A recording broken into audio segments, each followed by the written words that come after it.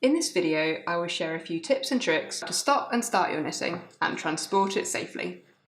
This is great for beginner knitters because sometimes your knitting can look a little odd if you put it down and come back to it, but this is easy to resolve. It's always good to try and stop knitting at the end of a completed row.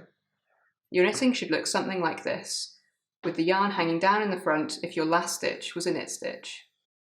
When you come back to your knitting, make sure that it looks the same. It's really easy to accidentally wrap your yarn around the needle and pull it tight, and you end up with a strange loop. Always check to see that your yarn is hanging in the right position.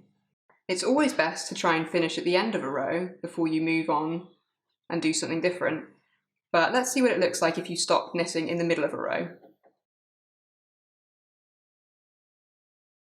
So let's imagine that you were knitting and for some reason you want to stop in the middle of a row. You can see that your yarn is attached to the last stitch that you knitted. So always remember that that last stitch should be held in your right hand.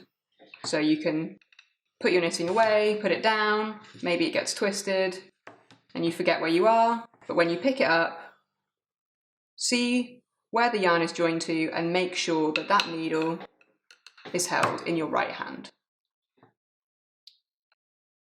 If you're wanting to put your knitting away or take it with you somewhere else, then make sure you push your stitches far away from the ends of the needles so they're not going to fall off.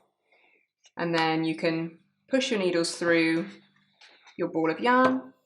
And we really like to use baggy bags, and they produce a really great range of zippy pouches, and you can slot your knitting inside and it stays safe and clean. So there you have it. That's how to stop and start your knitting and transport it safely.